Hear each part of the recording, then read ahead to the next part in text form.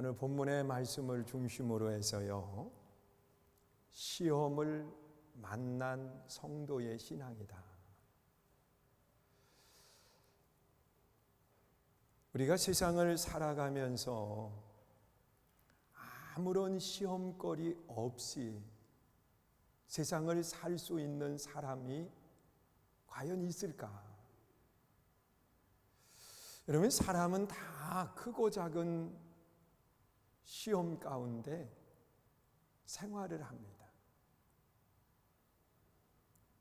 최초의 사람 아담도요, 홀로 있으면서도 시험을 받았어요. 여러분, 성경에 보면 하나님이 우주 만물을 창조하실 때 하나님이 보시기에 심히 좋았다, 그런 아름다운 모습으로 세상을 만드셨어요. 그리고 하나님의 형상대로 이 아담을 만드신 뒤에 하나님은 아담에게 모든 권한을 위임하십니다. 내가 이름을 부르면 그것이 이름이 된다는 거예요. 여러분, 이름을 붙일 수 있다고 하는 것은 얼마나 큰 복인지 몰라요. 여러분, 부모가 자녀를 낳고 난 뒤에 그 이름을 붙여주는데 사람이 지나가는 사람 붙들고 우리 자녀 이름 좀 지어달라고 이야기하는 사람이 누가 있겠어요? 가까운 사람에게도 아이의 이름 짓는 것을 위임하지 않아요. 어떻게든 내가 내 자녀의 이름을 짓고 싶은 것이 부모의 마음인 거예요. 그런데 하나님은 우주 만물을 창조하시고 난 뒤에 아담에게 다 위임하셨어요. 그러면서 정복하고 다스림의 권세까지 주시고 에덴 동산의 모든 실과는 임의로 먹을 수 있다고 그렇게 말씀을 하셨어요. 그러나 단 하나, 선악을 알게 하는 나무의 실과는 먹지 말아라. 그런데 이 아담이 홀로 있으면서 이 정복하고 다스리고 그리고 또한 이름을 붙여가는 여정 속에서 자신이 혼자 있는 것, 이것 때문에 시험이 되는 거예요. 그래서 홀로 외로워하는 모습을 하나님이 보신 거예요. 그래서 아담을 잠들게 하신 뒤에 그의 갈빗대를 취해서 하와를 만들어 오셨습니다. 그러면 이제 혼자 있을 때 시험을 받았으면 사랑하는 사람과 함께 있으면 아무 시험거리도 없어야 되잖아요. 하와를 데려왔을 때 내 뼈 중에 뼈, 살 중에 살이라고 하면서 그렇게 기뻐했어요. 그런데 성경에 보면 어느 날 이 하와가 홀로 에덴 동산을 거닐었다, 그렇게 말씀을 하고 있어요. 아담과 함께한 것이 아니라 홀로 에덴 동산을 거닐고 있을 때 사단이 접근을 해서 여기 모든 실과를 하나님이 먹지 말라고 하시더냐, 그러면서 하나님을 향한 시험을 받게 되는 거예요. 자, 그랬을 때 하와는 무슨 얘기냐, 다 먹을 수 있다. 그러나 단 한 가지 금한 것이 있는데 저 선악과. 그러면서 하나님의 말씀과 다르게 이야기를 해요. 그것은 하나님을 향한 섭섭함을 가지고 있겠지요. 저 선악과, 저것은 하나님이 말씀하실 때 먹는 날에 정령 죽는다고 그랬는데 하와는 죽을까 하노라. 그렇게 말씀하셨다. 이 말을 듣고서는 사단이 다시 하와에게 하는 얘기가 무슨 얘기냐? 하나님이 왜 저 선악과를 먹지 말라고 하셨겠느냐? 너 저거를 먹는 날에는 죽는 것이 아니라 하나님처럼 된다. 그 말에 욕심을 가지고 선악과를 따먹었어. 그리고 난 뒤에 그것을 가지고 누구에게 왔겠어요? 아담에게 와서 아담으로 하여금 그 아내가 시험거리를 주는 겁니다. 여러분, 선악과를 먹고 난 뒤에 나는 어차피 먹었으니까 당신은 절대로 먹으면 안 된다고 그러면서 이야기했겠나요?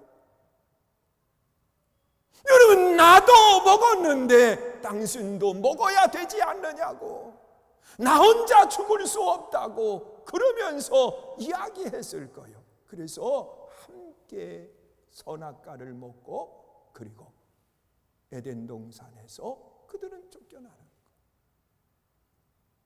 여러분, 홀로 있을 때에도 시험거리는 있었고, 그리고 뼈 중에 뼈, 살 중에 살이라고 이야기하는 그 아담과 하와 두 사람이 있을 때에도 시험거리는 있었고, 그리고 또한 형제 간에는 시험거리가 없을까 한번 생각해 보세요. 형제는 피를 나눈 사람들이에요. 같은 부모에게서 태어난 자녀들이에요. 그런데 최초의 형제 가인과 아벨이요, 어느 날 함께 하나님 앞에 제사를 드리는데 가인은 소출의 일부를 가져다가 제사를 드리고 아벨은 양의 첫 새끼를 잡아서 하나님 앞에 제물을 드린 거예요. 그런데 하나님은 어떤 이유이신지는 모르지만 가인 거는 받지 않고 아벨 것을 받았어요. 그러면 보통 사람이라고 하면 왜 하나님이 내 것을 안 받으셨을까? 내가 하나님 앞에 잘못된 것이 있는 것은 아닌가 돌아보면서 하나님이 받으실 수 있는 제사를 드려야 되는데, 가인은 분한 마음을 가지고 내가 하나님 앞에 제물을 드렸는데 왜 안 받으시느냐고 안색을 바꾸면서 자기 동생 아벨 것 받아주신 것에 대해서 시기하는 마음을 가지고 돌을 들여서 동생을 쳐 죽이는 그런 모습을 찾아보게. 여러분, 홀로 있어도 시험거리는 있고, 사랑하는 사람과 있어도 시험거리는 있고, 형제간에 있어도 시험거리가 있는 것이 세상의 삶의 모습인 겁니다. 여러분, 어떤 사람이 시험 없이 살 수 있겠어요? 그런데 이 시험 가운데 제일 견디기 어려운 시험이 뭘까? 오늘 본문 속에 나타나 있는 말씀을 보면 시험거리 가운데 최고로 견디지 못하는 것은 인격의 모독을 당할 때. 그래서 사람들이 이 싫어하는 것 중에 하나가 갑질 그런 얘기하잖아요. 이것은 이 마음에 큰 상처를 갖게 하는 그런 모습을 이야기하고 있어요. 그런데 성경에 나타나 있는 인물 가운데 정말 인격적인 모독을 당하고 제일 아픔을 만난 사람이 누구일까? 한번 생각해 보세요.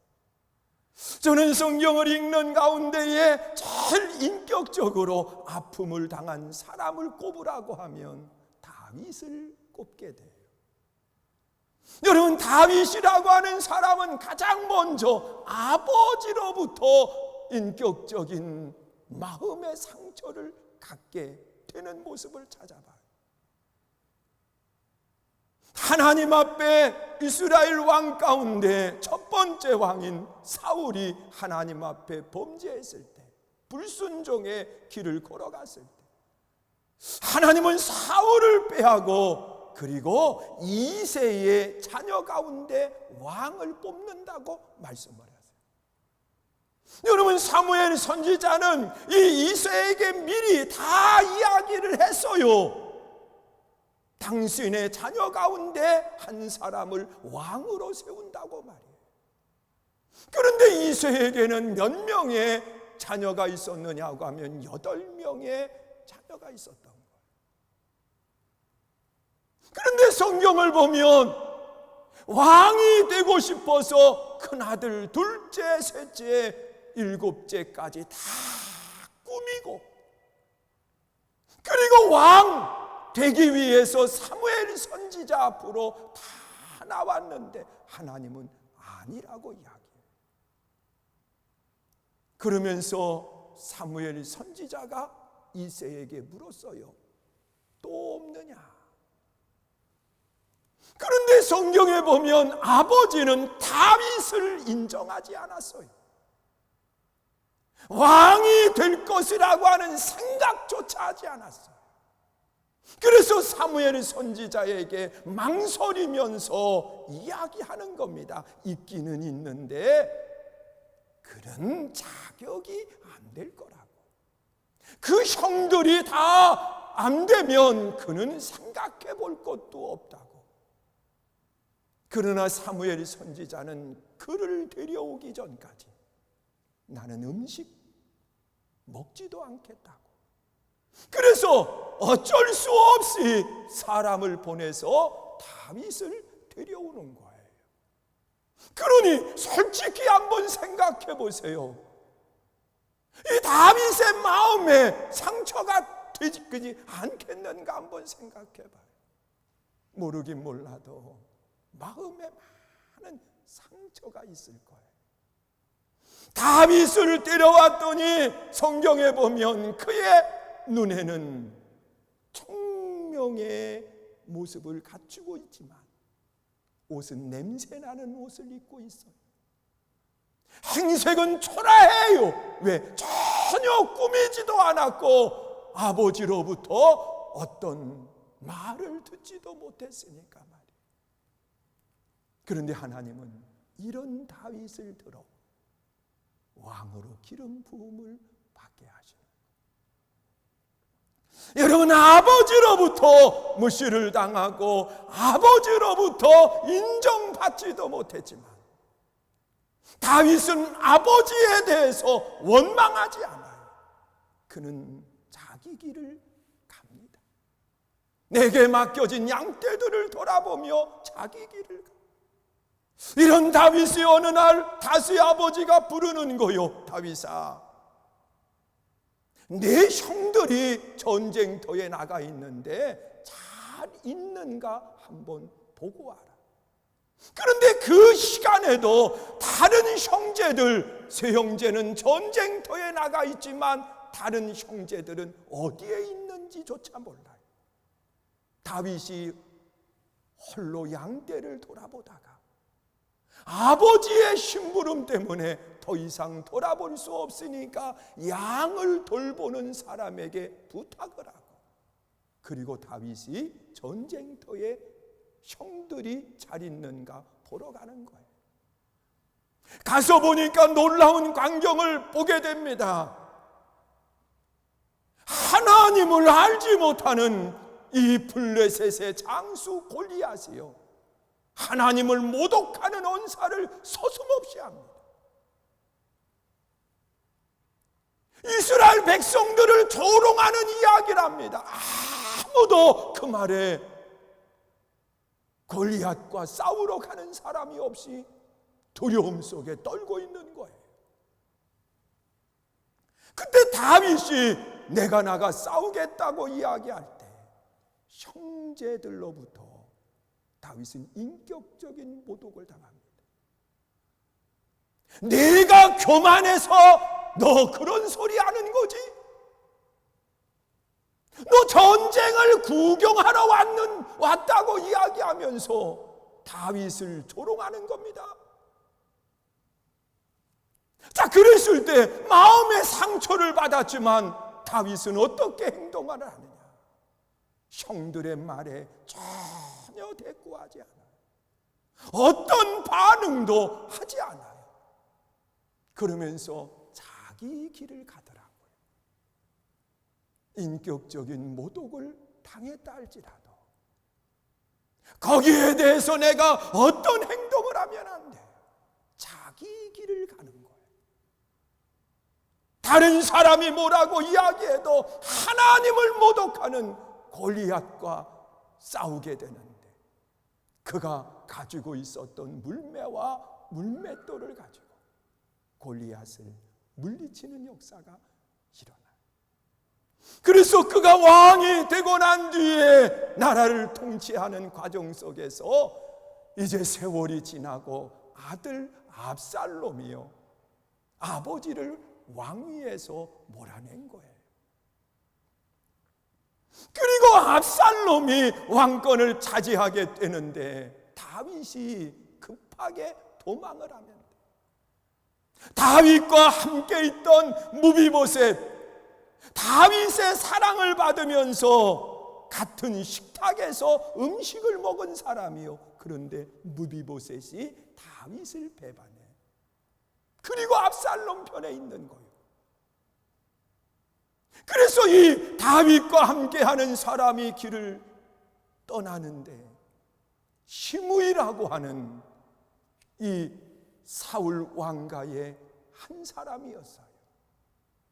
다윗을 따라가면서 저주를 합니다. 조롱을 합니다. 다윗과 함께하는 신하가 시므이를 죽이려고 하지만 다윗은 아니다, 놔둬라. 저가 나를 조롱하고 비난하는 것 때문에 하나님이 나를 불쌍히 여겨서 나를 살려주실 줄 누가 알겠느냐. 다윗은 자기 길을 가요. 여러분, 세상을 살아가면서 인격적인 모독을 당해도 다윗만큼 그런 인격적인 모독을 당합니까? 아니에요. 자기 길을 걸어가는 아름다움. 저도 목회하면서 짧은 시간이지만 멱살을 잡혔던 그런 적이 있어요. 교회 부흥회를 하는데 미국에서 목사님이 오셨어요. 부흥 강사로. 그런데 이 교회 옆에 한 분이 사업을 하고 계셨는데 처음 그곳에 오실 때 다 망해서 오신 거예요. 교회 전기 써요, 교회 화장실 써요, 교회 수도 써요. 다 사용했어요. 그런데 이제 성공하고 나니까 교회 앞에다가 큰 트럭을 정문 앞에다 매일 세우는 거예요. 장로님도 알고 계시잖아요. 근데 미국에 있는 목사님이 교회 앞에서 함께 사진 좀 찍었으면 좋겠다고. 그래서 그분한테 가가지고 차 좀 이렇게 비켜놨다가 사진 찍고 다시 세우면 안 되겠냐고 이 말했다고. 기름 묻은 장갑을 가지고 멱살을 다 움켜쥐는데 마음에 별의별 생각이 다 나요. 그때 30대거든요. 한참 혈기왕성한 때거든요. 지금도 제가 체격이 남보다 그렇게 적은 체격이 아니에요. 우리 집안내가 통뼈 집안이에요. 그래서 웬만해서는 잘 안 지거든요. 근데 멱살을 잡혔을 때 여러 가지 많은 생각이 지나요. 한번 해? 교인들도 보고 있는데 그 목사님 부흥에 사진 찍으러 잘 머리도 만지고 나왔는데 그때 아무 말도 않고 두 손을 그대로 늘어뜨렸어요. 그랬더니 그분이 재미가 없는지 씩씩대더니 그 함께 있는 사람이 그러지 말라고 그러면서 그분을 데리고 가더라고요. 그리고 난 뒤에 우리 남선교회하고 함께 대화를 나누는 시간이 있었어요. 저분이 자기 땅이 아니니까 언젠가는 이사를 해야 되는데 제 마음에는 망하고 가는 것보다는 잘 돼서 넓은 데 땅을 사서 가시면 더 좋지 않느냐고, 우리 잘 되도록 기도하시자고 그러면서 이야기를 했어요. 근데 그분이 정말 잘 돼가지고 큰 땅을 사가지고 이사를 하셨는데 그 뒷이야기는 더 이상 얘기 안 할게요. 저는 여기서 목회를 하고 있고 그분은 몰라요. 그런데 우리 한번 생각해 보세요. 그 당시에 지금도 생각하면 참 손 내려뜨리기를 잘했다. 왜냐고 하면 간증하잖아요. 그때 손을 들어서 함께 했으면 할 말도 없어요. 사랑하는 성도 여러분, 다윗은 인격적인 아픔을 당했을 때 변함없이 자기 길을 가더라고요. 그것이 하나님이 원하는 삶이에요. 그리고 또한 사람이 견딜 수 없는 아픔이 어떤 것일까? 좋은 일을 했음에도 불구하고 뺨 맞을 때 그때 사람은 참 힘든 거예요. 그런데 바울이라고 하는 사람이 그랬어요. 바울이 빌립보 지역에 복음을 전하는데 귀신에 잡혀서 점을 보는 여인이 있었어요. 그 여인을 이용해서 어느 한 사람이 돈을 벌게 되는데, 근데 바울이 그 여자에게 있었던 귀신을 내어 쫓아주는 거예요. 그러면 좋은 일 한 것 아닌가요? 귀신에 사로잡혀 살아가는 사람의 귀신을 쫓아줬으니 말이에요. 그런데 그 사람이 귀신에 사로잡힌 여인을 통해서 이익을 보았던 사람이 바울을 모함해 가지고 감옥에 가둔 거예요. 그러니 좋은 일 했음에도 불구하고 고난을 당했으면 큰 시험 아닌가요? 그때 원망 불평한 것이 아니라 바울은 옥중에서 하나님을 찬송하며 영광을 돌려. 이것이 시험 만난 성도의 아름다운 모습인 것을 말씀해요. 인격적인 모독, 선을 행했음에도 당하는 고난, 이 고난 앞에 야고보 사도는 이렇게 하라고 가르쳐주고 있어요. 그것이 뭐냐? 본문 12절 말씀 우리 한번 보세요. 읽습니다. 시작. 시험을 참는 자는 복이 있나니 이는 시련을 견디며 낸 자가 주께서 자기를 사랑하는 자들에게 약속하신 생명의 면류관을 얻을 것이기 때문이라. 여러분, 정말 견디기 힘든 시험, 이 코로나 위기라고 하는 이 고난의 시간 속에 이 시험 앞에서도 우리는 무엇을 해야 되느냐? 본문에 보니까 참는 자 돼야 된다 그랬습니다. 여러분, 사람이 참지 못하면 별의별 행동을 다 하게 돼 있어요. 여러분, 어느 사람은 참지 못하고 자기에게 불이익을 주었다고